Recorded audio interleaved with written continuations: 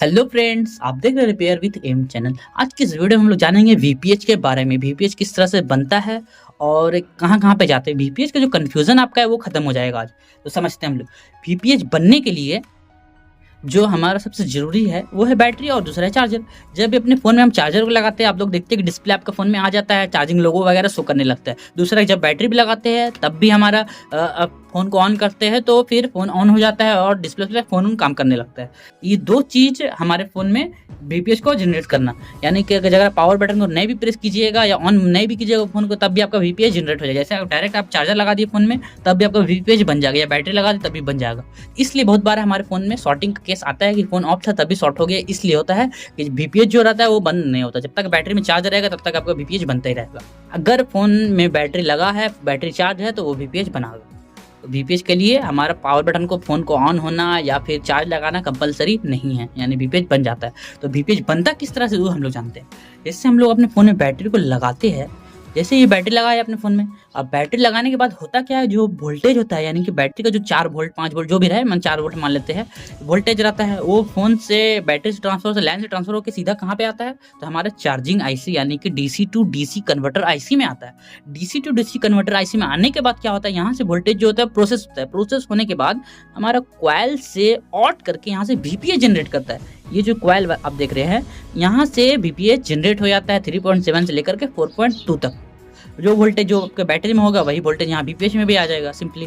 तो वो voltage generate होता है। जनरेट होने के बाद कहाँ पे जाता है, तो इससे आप लोग समझिए ये बहुत इंपॉर्टेंट वोल्टेज होता है इस फोन में। यानी कि कोई भी फोन में, मीडियाटेक हो, सैमसंग हो, या फिर आपका क्वालकॉम का हो, या तो उसमें हमारा वीपीएच बनना कंपलसरी होता है, जितने एंड्रॉयड फोन हो। वीपीएच बनने के बाद कहाँ जाता है, तो वीपीएच बनने के बाद बहुत जगह में जाता है। जैसे हमारा हो गया पावर आईसी, आपका हो गया ग्राफिक आईसी, हो गया चार्जिंग आईसी, हो गया जैसे लाइट आईसी, हो गया ऑडियो आईसी, हो गया नेटवर्क आईसी, हो गया पीएफ 2GPA 4GPA, यानी सारा जगह पे वीपीएच बहुत कंपलसरी वोल्टेज होता है फ़ोन में। ये सारे जगह पे जाता है, मतलब लगभग जगह पे जाता है, सीपीयू और ईएमएमसी को छोड़कर वोल्टेज बन गया, सारा जगह में जाता है। तो अब जाता है तो इससे होता क्या है, तो इससे ये होता है कि जैसे वोल्टेज इनपुट होता है, इनपुट वोल्टेज तो होना चाहिए, तब तो वो कोई वोल्टेज बनाएगा या लाइट जलेगा आपका फ़ोन में, या ग्राफिक काम करेगा या ग्राफिक आएगा। तो उसको जाने के लिए इसलिए वीपीएच बन गया और सारी जगह पे जाता है इस तरह से। और उसके बाद आगे का जो काम होता है वो आईसी करता है या फिर डायोड करता है। इसमें लाइन में, हमारा वीपीएच लाइन में बहुत सारे कैपेसिटर होते हैं जो लगे हुए होते हैं फिल्टर के लिए। जैसे यहाँ से वीपीएच रेडी हुआ, ये कैपेसिटर यहाँ पे फिल्टर का होता है, तो फिल्टर करके फिर वहाँ पे ये पावर आईसी में वीपीएच इनपुट हुआ, तो वीपीएच के देखिए, वीपीएच का सारा कैपेसिटर इससे होते हुए इस पावर आईसी में जाता है। तो बहुत बार हम लोग ये देखते हैं कि फ़ोन में शॉर्टिंग रहता है तो फ़ोन डेड हो जाता है। तो ये शॉर्टिंग वीपीएच का शॉर्टिंग होता है बहुत बार, कि लगभग फ़ोन में आपका वीपीएच बहुत बार शॉर्ट मिलेगा आपको, और वीपीएच शॉर्ट होने से क्या होता है, फ़ोन डेड हो जाता है, कंप्लीट डेड हो जाएगा। तो इसको हम लोग वीपीएच का शॉर्टिंग को निकालना होता है। तो हमारा सेकेंडरी लाइन रेडी होता है। जैसे हम लोग पावर बटन को प्रेस करते हैं, उसके बाद ये सेकेंडरी लाइन को बनाता है पावर आईसी, उसके बाद बक लाइन बनता है, एलडीओ लाइन बनता है, उसके बाद में हमारा सीपीयू एक्टिवेट होता है, ईएमएमसी एक्टिवेट होता है, उसके बाद फोन चालू हो जाता है। तो आज चार्जिंग से किस तरह से वीपीएच बनता है तो वो हम लोग जानते हैं। चार्जिंग से बनने के लिए जैसे हम लोग चार्जर इनपुट करते हैं, इनपुट करने के बाद क्या होता है, जैसे इनपुट करेंगे हम लोग चार्जर को, उसके बाद ये 5 वोल्ट आएगा फ्लेक्स पत्ता से चार्जिंग बोर्ड से होते हुए आ जाएगा हमारे इस आईसी में। इस आईसी में आता है। तो इससे होता क्या है, हम लोग यहाँ सिंपली एक इन्वर्टर का एग्जांपल लेकर समझते हैं। लगभग घर में इन्वर्टर होता है, तो इन्वर्टर में किस तरह से वर्क होता है। जैसे हम लोग का घर में अगर लाइट रहता है, तो इन्वर्टर क्या करता है, जो मेन लाइन आपका आ रहा है, मेन लाइन घर के बाहर से पोल वगैरह से आपका आता है, तो उससे जो लाइन आता है उसको क्या करता है, उससे बैटरी हमारा चार्ज होने लगता है, और लाइन भी से घर भी चलता है पूरा। लेकिन वही चीज़ अगर लाइट जब कट जाता है, लाइट जब नहीं रहता है, लाइट कट होता है, पावर कट होता है, तो बैटरी वाला चार्ज हमारा इन्वर्टर कन्वर्ट करके और पूरे घर में लाइट देता है, यानी कि बिजली को लाता है, करंट आता है हमारे घर में। तो किससे आ रहा है, तो बैटरी से आ रहा है। लाइट जब रहता है तो बैटरी चार्ज होता है और पूरा घर जलता है लाइट से। और जब लाइट कट जाता है तो इन्वर्टर हमारा क्या करता है, बैटरी का जो चार्ज रहता है उसको हमारे घर में जलाने लगता है।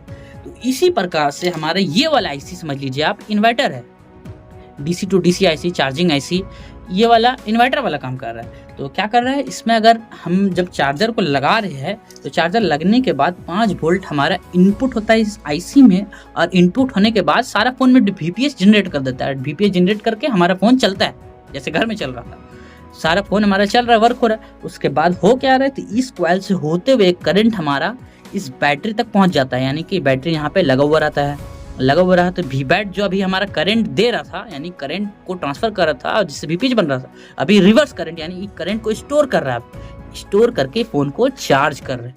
लेकिन जैसे हम चार्जर को निकालते इसी का रिवर्स हो जाता है कि इससे अब करंट जाने लगता है, यानी उससे करंट पहले आ रहा था, अब इससे जाने लगता है, जाकर फ़ोन को चलाने लगता है। यही मतलब जो हमारा आईसी होता है, DC to DC converter IC इसलिए बोलते हैं इसको, पहले करंट लेता है, माने ये करंट को लेता भी है और देता भी है। यानी कि जब चार्जर लगाएंगे तो इससे करंट हमारा बैटरी में स्टोर होगा, और जब बैटरी लगाएंगे तो हमारा बैटरी से पूरा फोन को चलाएगा। सिंपली आप लोग समझ सकते हैं, इसी प्रकार से वीपीएच वर्क करता है। अगर वीपीएच में कोई भी प्रकार का शॉर्टिंग अगर आ जाए तो उस शॉर्टिंग के कारण आपका फोन डेड हो जाता है। उसमें आपको चाहे फिल्टर कैपेसिटर को निकालना होता है डीसी मशीन से, अलग अलग तरीके से आप लोग निकाल सकते हैं। आई होप आपको ये वीडियो पसंद आया होगा। अगर वीडियो पसंद आया तो वीडियो को लाइक करें, चैनल पर न्यू हो चैनल को सब्सक्राइब करें, और आपका कोई सुझाव हो या कुछ सवाल हो तो आप कमेंट करके पूछ सकते हैं। Thank you.